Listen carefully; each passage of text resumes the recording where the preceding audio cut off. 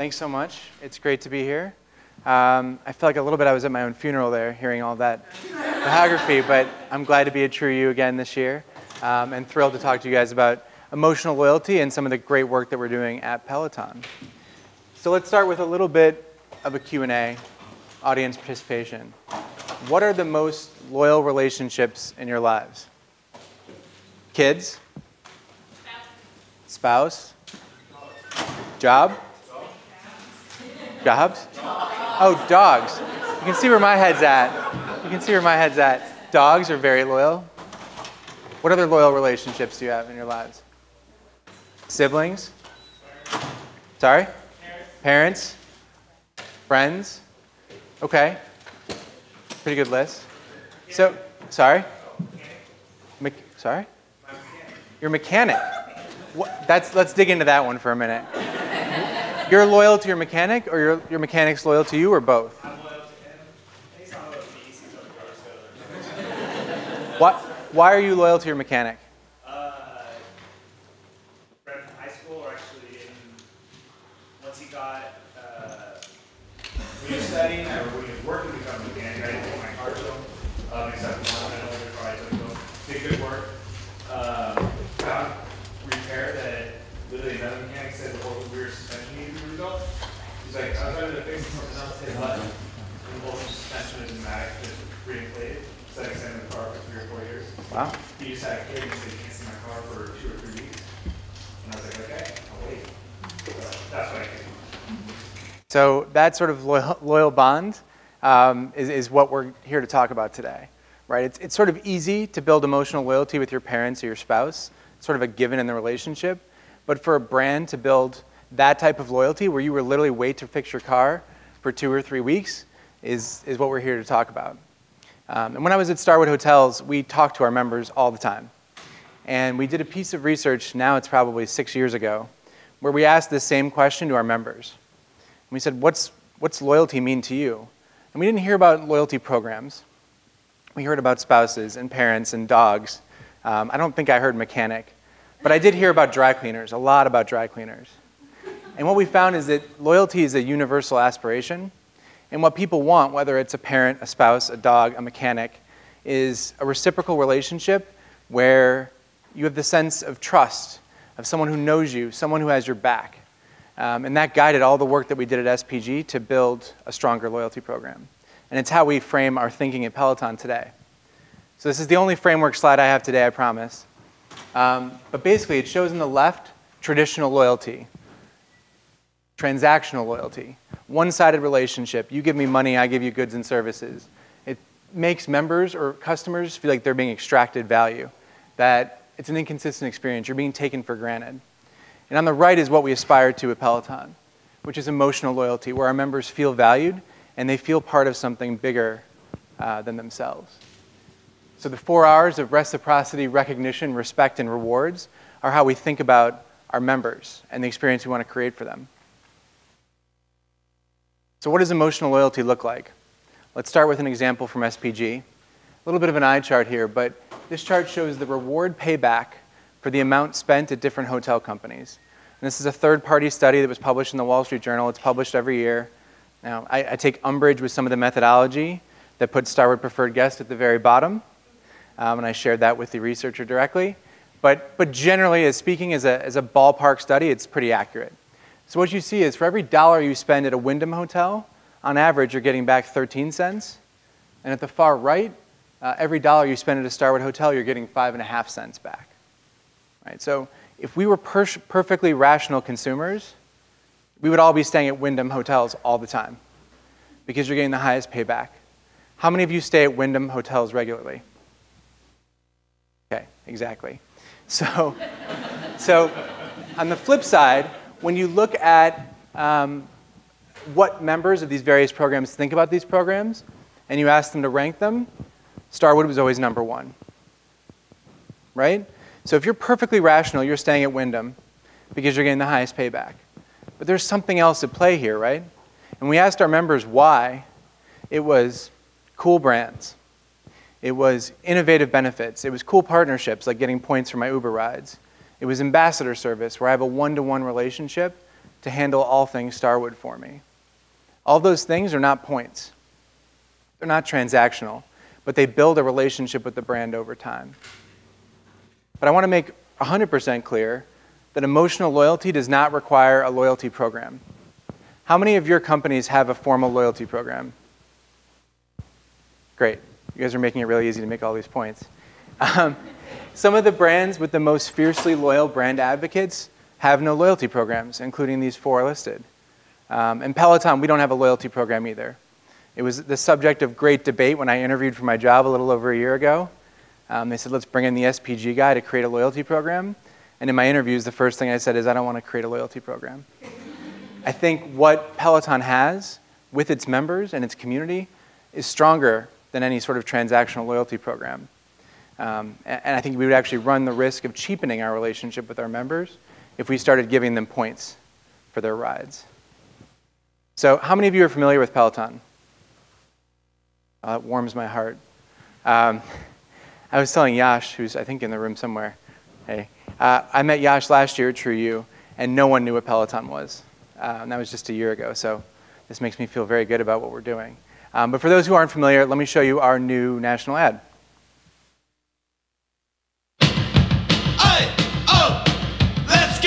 Hello, let's go. Let's go. Let's go for a ride on a Peloton. Let's go. Let's go for a ride in a Peloton. Let's go grab a couple thousand friends and chase each other up a hill. No, a mountain. We'll meet you at the top. Let's go find that better version of you. Let's go make a personal best, then beat it with your personal better than best. Let's go bring the world's best instructors right to you. Better yet, let's go bring the entire New York studio live. Let's go for a new ride every day. Let's go anytime, anywhere, with anyone who's willing. Then let's go again and again and again and again. And let's go do it all right here. Let's go. Ready to go? Let's go. Peloton. Let's go. So that's what we do. And emotional loyalty at Peloton looks a little bit different than it does at SPG. You can see a quote here from a recent member who joined the family. He's obsessed. We hear the word cult-like. We hear addiction. There are positive and negative connotations, of course, but we have a group of members that are incredibly engaged and feel very loyal to the Peloton brand. So on the left is an example. JV, who's here from Peloton, runs our annual Home Rider Invasion.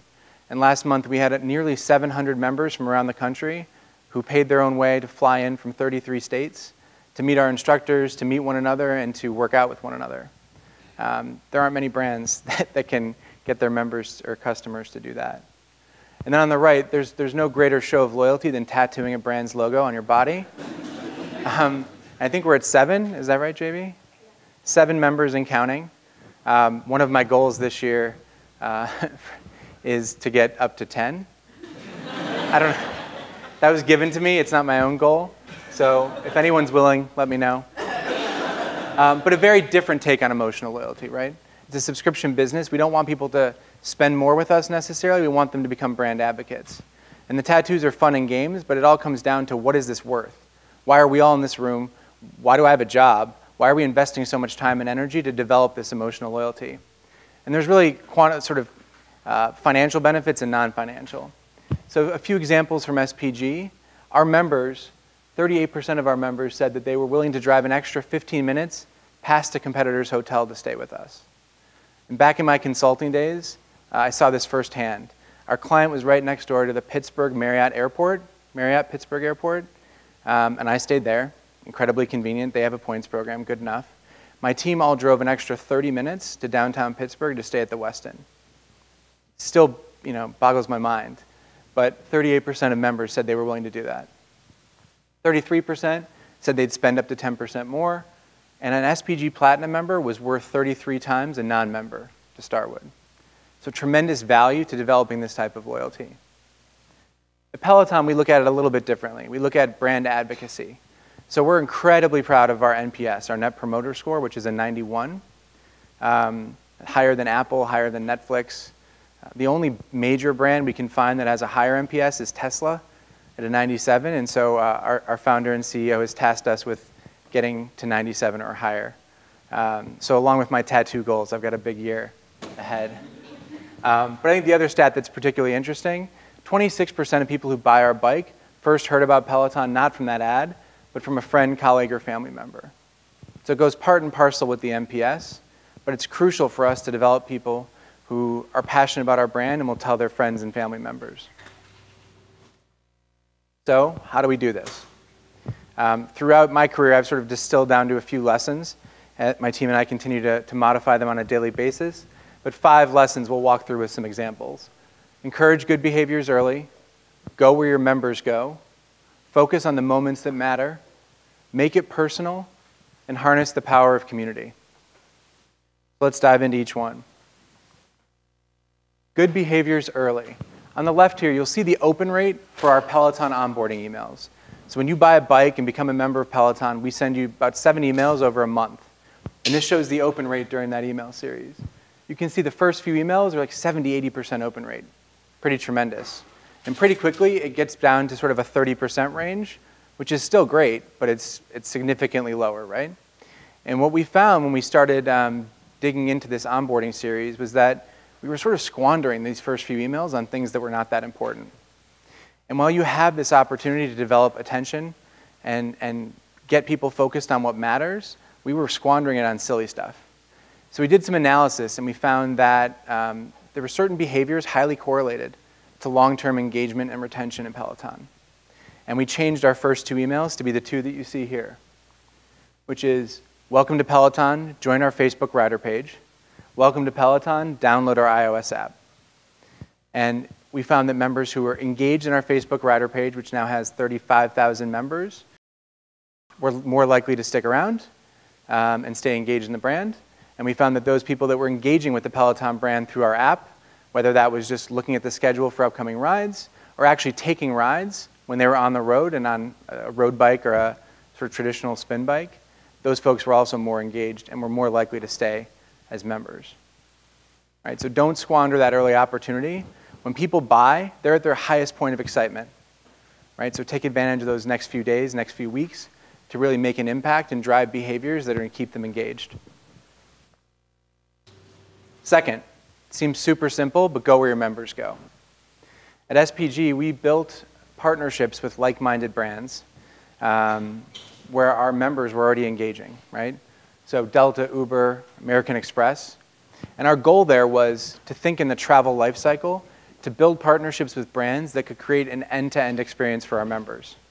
So our goal, and it sort of came to fruition, was that our members would ride to the airport in an Uber, fly Delta, stay at a Starwood hotel, and pay for it all with an SPG Amex. And they worked. It worked. More interestingly, we tested emotional loyalty using a proprietary survey system where you're actually dragging circles of yourself and a brand over one another. And what we found was that our members who engaged with these partnerships and linked their accounts were higher in emotional loyalty to Starwood than those who didn't. Right? So by going where they're going, we're not only creating a seamless brand experience, we're making ourselves relevant in different parts of the journey where we didn't play. Peloton, slightly different take.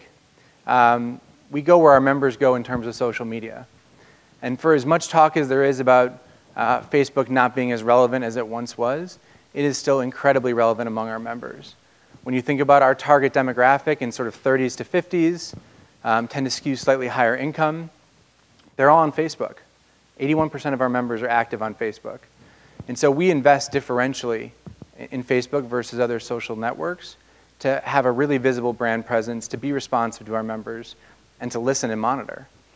And so by doing so, we also learn where else they go.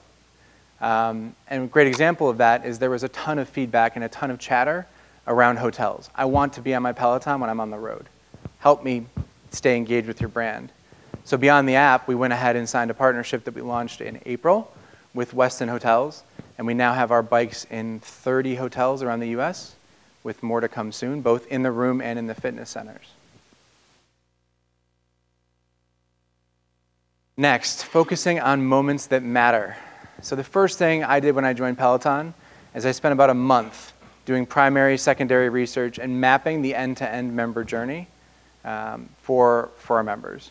So all the way from becoming aware of the brand, through visiting a showroom or visiting our website, making the purchase, getting your bike delivered and assembled, onboarding, all the way through to the potential inactivity and churn. And we looked for the moments that mattered the most, the moments where there is either a significant pain point or an opportunity to surprise and delight our members and build emotional loyalty. So 3 examples for you. The first is delivery. So as recently as last year, nearly 100% of our bikes were delivered and assembled by a third-party logistics partner. And they're great. They cover the entire country. They deliver furniture and grills and other things to the rest of the country. And they use a system of independent contractors, which is great for flexibility and great for shifting demand.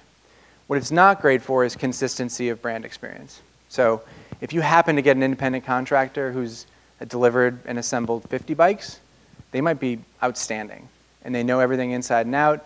They know the quirks of the Wi-Fi, all the good stuff. But if you have someone whose first delivery is into your home, it's hit or miss. Could be great, might not be. So we've invested heavily in building our own branded field operations team. We rent a warehouse, we build a team, and people who live in those markets have their bikes delivered by a Peloton employee who's trained by our team, who wears a Peloton polo shirt, who delivers your bike in a Peloton-branded Mercedes Sprinter van. And they won't leave your house until you're up and running, your Wi-Fi is connected, and you're connected to your first ride. And while that seems tremendously time-consuming and expensive, and it is, once we actually did a full side-by-side analysis of direct and indirect costs, what we found is once you factor in the cost of repair parts, of repair visits, of calls to member support, it's actually pretty much a cost parity. And that's before accounting for the lifetime value benefit of having this really on-brand experience with your first, for many of our members, it's the first in-person experience they have with our brand. Second touch point that really, really matters is service recovery. So I'm sure lots of you have heard studies that show that if you have a bad experience or a service recovery issue, if it's handled well and quickly and professionally and efficiently, you're actually more loyal to that brand than you would have been had you had no problems in the first place. While we aspire to fix root causes and not have issues, when there are issues with our members, we aim to get them resolved quickly and effectively and with a ton of empathy. And so what we do is try to recover our members when there are issues with branded merchandise, right? And it may sound silly when someone calls in and they're yelling and they're angry because their delivery tech didn't show up with their bike and they've taken the day off of work. You might think the last thing they want is a pair of Peloton branded leggings. And in fact, we used to handle most of our service recovery by giving them free months of subscription. But free subscription months that kick in after your prepaid year doesn't feel very good. And you certainly can't take a picture of it or wear it or post it on social media. And so we've started testing, and now we've basically fully rolled out this idea of using boutique apparel to aid in service recovery. And what we see is that people who are insanely angry at us or insanely angry at someone are recovered and are happy and are loyal and are actually posting pictures of themselves in these Peloton leggings on social media. So just being really focused on service recovery. When things go bad, fix it quickly, make it right. It can have a huge impact on brand loyalty. Last but not least, inactivity. So obviously the goal of creating this sort of emotional loyalty is keeping people engaged, not churning. We found through our own analysis that if someone's been off their bike for 2 months, they're incredibly hard to recover and get them back, and they have a higher likelihood to churn. So starting at 3 weeks off the bike, we start a whole bunch of tactics to getting people back on the bike. One of which is an email series. Pretty basic stuff. We send an email saying, we miss you, get back on the bike. If you don't get back on the bike a week later, we send you a second email. And if you don't get back on the bike that week, you get this email that's signed by me and says, hey, is everything okay? Hit reply if it's not. And you'd be shocked how many replies I get. People spilling their guts, spilling their personal stories of why they've been on the bike. It's a move, I've lost my job, the bike's broken and I'm not getting the help I need from your team. That's good to know. Can actually make an impact there. I had one woman who wrote me saying she had been unsuccessful with several pregnancies and was going through IVF, and it took, and she was so excited. And I was the first person outside of her family that she told about her pregnancy.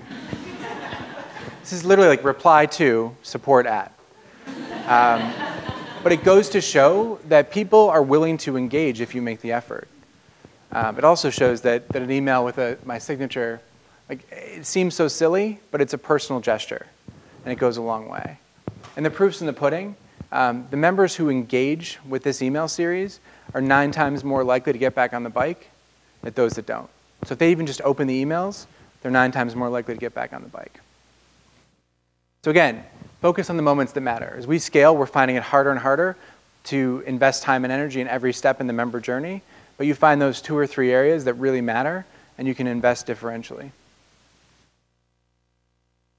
And when you invest, you have to make it personal, right? When that woman wrote me about her successful IVF and her pregnancy, I didn't hit delete. I didn't reply with a canned response. I wrote her a note, a handwritten note. And here's one example. It's hard to read on the screen, but of one-to-one personalization. So we get, on our Facebook Rider page, we get a lot of personal stories. And our team monitors, tracks, and selectively highlights some of those stories. This is a gentleman whose wife bought him a Peloton for Christmas, birthday, combined gift. And she's been on the bike more than he has. And often when he wants to ride the bike, she's on it. And she had the audacity to complain that his heart rate monitor was too sweaty for her to use. And he asked the Facebook community if he had been homered. So if any of you watch The Simpsons, does anyone watch Simpsons? Really? I'm the only one who watches The Simpsons? Thank you, Lisa. Jesus. There was an episode maybe 15 years ago where Homer bought Marge a bowling ball for Christmas. And Marge doesn't bowl, right? It was a gift to himself. And so this member, Tim, asked the Facebook community, have I been homered? So our team saw this, sent him his own heart rate monitor with a handwritten note saying, sorry, you've been homered. We hope this solves at least one of your problems, right? And so, of course, he posts immediately on Facebook and says, for all of you new riders, the folks at Peloton take their community very seriously. Get involved. Meet some people. Gush that sweat. This is different. I can't tell you why, but it is, right? We can't send heart rate monitors to everyone, but if you find those moments that matter for people, when they're engaging, when they're opening up to you, you have to take advantage of them. And people see that, and even if they didn't get a free heart rate monitor, they see what your brand's about. And since we can't send heart rate monitors to everyone, we are actively looking for ways to personalize at scale. And one of the best ways that we do this is through instructor shout-outs. So we record about 12 to 14 live rides a day from our studio in New York. And for our members who take the rides live, the instructor can see everyone who's taking the ride, right? Generally, it's somewhere between, 300 and 600 live riders around the country at any given time. And what we've done is we've created an interface for the instructor leaderboard that you can see on the right there that highlights in bright colors and simple icons when a member is celebrating some sort of milestone. So you can see on the 3rd row, there's a little birthday cake. That's the member's birthday. You can see the number of rides they're taking on the right. And if it's a milestone ride, whether it's the 1st ride or the 100th ride or the 1000th ride, it's highlighted in a bright color. So that means our incredibly intelligent instructors who can do a lot at once while they're on camera can also quickly filter and call out members who are celebrating a milestone. So it's, even for me who knows how this all works, when I did my 100th ride live and the instructor called me out and said, keep pushing, Brad, you can bet your bottom dollar I pushed a lot harder. And I know how this all works. I get it. But I found myself almost disappointed that I was sort of fooled by it. But it's tremendously impactful to be on your bike at 6 a.m. in Berkeley and have Hannah Marie in New York, 3 time zones and 2,000 miles away, seeing you. She can click in, see how fast you're riding, and give you that sort of personal connection. And when we ask our members why they ride live, the number 1 reason is chance of a shout out. Right? There's 5,000 on-demand rides. Why would I wait 5 minutes until the live ride starts? It's this sense of real-time activity, being part of something, and having that interaction with our instructors. Last but not least, I would encourage you to harness the power of your respective communities. So our members are the best salespeople we have. And I would never say that to our sales team, but it's true. These are some of the ratings and reviews that we have, and they're pretty powerful. They're on our website. When you're in the purchase path, you're exposed to these reviews, and the consumers who engage with these reviews have a much higher conversion rate. Whether the reviews are positive or negative, and we're lucky that they're mostly positive, I think we're averaging like a 4.9 out of 5 stars. There are some negative ones on there. Doesn't matter. The fact that they're getting an authentic, unfiltered review makes them more likely to convert. We opened a new showroom in Bellevue, Washington on Thursday, and I was there on the sales floor all day. I have a whole new level of respect for our retail team. It was exhausting. But our most successful salespeople on the floor that day were our members, who were there to celebrate the grand opening because they're unbiased, they're unfiltered, they aren't earning commission. And so to the extent that you can leverage your existing members, and specifically your most vocal brand advocates, use them in acquisition. They're a tremendously powerful advocate for you. Our community is also a tremendous source of new product ideas. So calling out JV here, she manages our community and our Facebook rider page. Every Friday, she started asking our community for ideas for the bike. Calls it Feature Friday. So last November, one of the ideas that picked up steam was heart rate zone metrics color-coded. And within what, maybe 2 months, JV? Our product team had developed this product functionality that added heart rate zones as one of the key metrics on the bike. And then we went back to the community and said, thanks for your feedback. Remember in November when you suggested this idea? We built it. Thank you. And by closing the loop, it shows that we're listening, it shows that we care, and it shows that we're going to be the most member-centric business in the country. So, I feel like I've been talking forever. Let me recap. Encourage good behaviors early. Go where your members go. Focus on the moments that matter. Make it personal, and harness the power of community. I'll stop there. That's all I have for questions that you may have. Yeah. So the question was, how did we figure out which moments mattered? And we mapped the member journey. Some of it was quantitative, right? We send a survey after you visit the store. We send a survey after the bike's delivered. We do NPS surveys. So some of it was quantitative in nature. Some of it was qualitative. I did ride-alongs on deliveries. I visited stores. I called up 20 members who had churned in the past few months and asked them why. But I think that sort of mix of qualitative and quantitative was important to be able to bring color to the story. So the question was, how do you make it personal in a B2B relationship? Is that a fair summary? So when we launched SPG Pro, which is the B2B loyalty program for Starwood, we had a cheesy phrase that was like, business people are people too. It's cheesy, right? But it's true. A business is just a bunch of people. And to the extent that you can make those interactions personal, it goes a long way. So a few examples with Weston. My old colleague who runs partnerships there, the first meeting we had with her, she's a Peloton owner. We went into her ride history and figured out who her favorite instructor was. It was Jen Sherman. And we went into the meeting with a video from Jen to Dana saying how much she wanted to work together, how much she loves Weston. It's cheesy, but it worked. And Dana's a good friend, and she's one of those loyal brand advocates. But she appreciated that we took the time to do that little surprise and delight. Right? So companies are just a bunch of people. Figure out what's important to them and help make it personal for them. Yeah. So great questions. One, how do we survey? When do we survey? And do we follow up with members? So we debated this at length and consulted a lot of third parties who specialize in NPS. And ultimately, we tried to be as conservative as we could in everything we did. So we talked about surveying on the bike. And we chose not to because if you're on the bike, you're inherently an active member. You're not inactive. And you know when people love us the most is right after they finish a ride. So if we really wanted to be biased, we would have asked right after the ride. So we chose not to do that. What we do is we work with a third party that deploys emails, sort of a drip campaign. So I think it's like 40 or 50 emails per day. We oversample for inactive members to be conservative. So if you're inactive, the response rate to the NPS survey is much lower, so we oversample. It's an email campaign that includes people who've been members for at least a month.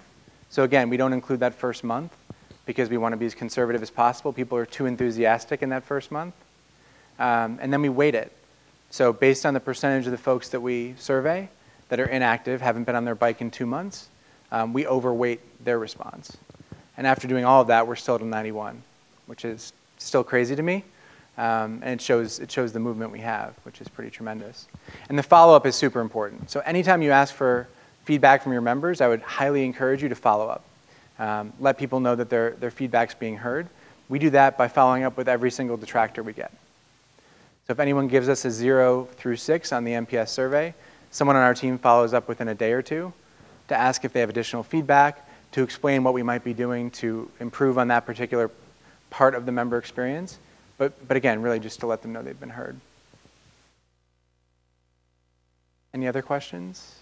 Yeah. Can you just talk about the size of your marketing team and your overall budget for crowd and social marketing? Sure, that's super specific.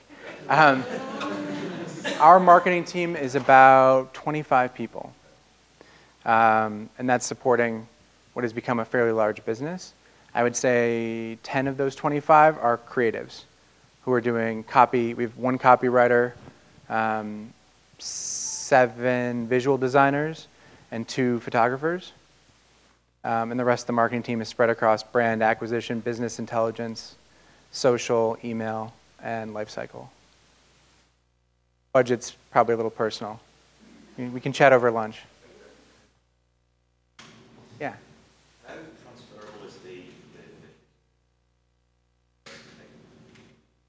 The question was, how transferable is community to B2B? I would say it depends. I saw it in action at Starwood with our travel professionals, so luxury travel professionals and the group buyers from big companies. There was a community there that was like nothing I'd ever seen. So my colleagues in the sales organization built up advisory boards of influential people in their space. So the most connected luxury travel professionals in the world, the travel buyers from the McKinseys, Bains, and PwCs of the world, and got them together for advisory council meetings on a regular basis. And they created a network, a trusted small network that was super influential and represented a significant portion of their revenue. And that community was super tight. So I think it's doable, but it's a little bit more challenging. Most people aren't divulging sort of their professional challenges on social networks. So it requires a bit more investment, I would say, to make it work. I don't know, I would turn that one around. Does anyone have an example of a successful B2B community? So maybe it's harder than I thought, but. Sure. So the question was, what strategies did we employ to build the community early on? And I will be honest with you all, we didn't create our Facebook writer page. It was created by a member, and it just grew so quickly and took on a life of its own that our founder put JV in charge of it. And we asked the member if we could take it over and help her moderate it, and she was glad to get rid of it because it had become a beast unto itself. So I would say to the extent that you can find organic opportunities, things that people are already doing, and see how you can insert yourself, it's always going to be more powerful than trying to create some bulletin board on your website and try to drive people somewhere they're not going. The fact that they were already on Facebook, that a writer had created this community and that it was growing, made it easy for us to jump in and help moderate, which has been hugely successful. I think the other thing is trying to incorporate community into your product itself is important. So by having an interactive leaderboard where you can follow other members, where you can see what rides they've taken, you can actually filter the on-demand library by rides that the people you follow have taken. I think that just makes it easier to engage and to drive that interactive community in your product. So it may be very different for each of your businesses as to how you might encourage that, but the more you can make it easy and where people are already going, the easier it is to make it have legs. So the question was, how do we launch lifecycle emails? Is it triggered? Yes, it's triggered. So the onboarding emails are based on a variety of when you purchase the bike, when you schedule your delivery date, and how many rides you are in, right? We used to send our referral program email 4 days after delivery. I can tell you one thing, no one is a brand advocate after 4 days. Maybe 4 weeks, maybe 4 months, but not 4 days. So now we trigger that email after your 10th ride. With the inactivity reactivation series I showed earlier, that's based on no rides in 21 days. and then it's triggered again if there are no rides in the following week, and so on. It's a great question. So the question was, do we face any issues with privacy concerns from members, given the amount of data we have on their workout history and workout metrics? Very few is the answer. We do have a few folks who have requested that we look into not allowing someone to follow you. But the reality is, you share as much information as you want. You can be an anonymous member that has no photo, no name, no location, no age, no gender, and you can see your stats, but they're not personally identifiable. So it's really as much as you want to share. And I think because we've set up the product that way, there have been surprisingly few concerns around privacy. Yeah, that's a great question. So she asked, how do we ensure coordination across support and marketing? I can't take credit for this, but when I was hired, they gave me both retention marketing and support. So by design, it's my job to keep them consistent. And there aren't many companies that are set up that way, and we may not be set up that way as we continue to grow. But I can say for the past year, it's been really valuable for me to hear the voice of the member from support, and then to execute it through marketing. And we actually just sent out our monthly Voice of the Member report, where we take inputs from support, from social media, from our NPS surveys, and from email marketing. And we consolidate all of it, and we track what we're hearing from our members, and we use that to inform the priorities of the rest of the business. And if there's a trending issue, whether it's privacy, or it's wanting pause functionality on our on-demand rides, or it's different explicit content filters, we flag that. And whether you saw the example with the heart rate zones, our entire company is aligned around responding to member feedback. And by bringing it all together sort of in one simple digestible report, it makes it easy for our colleagues to act upon it. The other thing I'd say, just to ensure coordination, is when we launch a new product, a new feature, when we start selling through a different channel, we all sit together and we create the messaging together. So the support team, JV and her community and social team, our inside sales team, will all sit and develop the same messaging together to ensure we're on the same page. And that's been very helpful as well. Sure. The question was, how do you measure this emotional loyalty over time? We haven't done that type of study at Peloton. At Starwood, it was part of the annual member survey. So it was about a 20-minute survey, fielded electronically in, I'd say, 12 or 14 languages to a cross-section of members and non-members who were guests of the hotel. And I don't know that it was tracking the exact same members year over year, but it was tracking similar-looking members year over year. And whether or not it's the overlapping circles or some other test, there are lots of different things you can do to test emotional loyalty. That just happened to be the tool that our vendor used. Ultimately, I think NPS is a pretty good indicator too. Both are highly correlated to repurchase and to revenue growth. For employee recruitment? Yes, the question was, is our rider base a good recruiting tool for us? They're a great recruiting tool.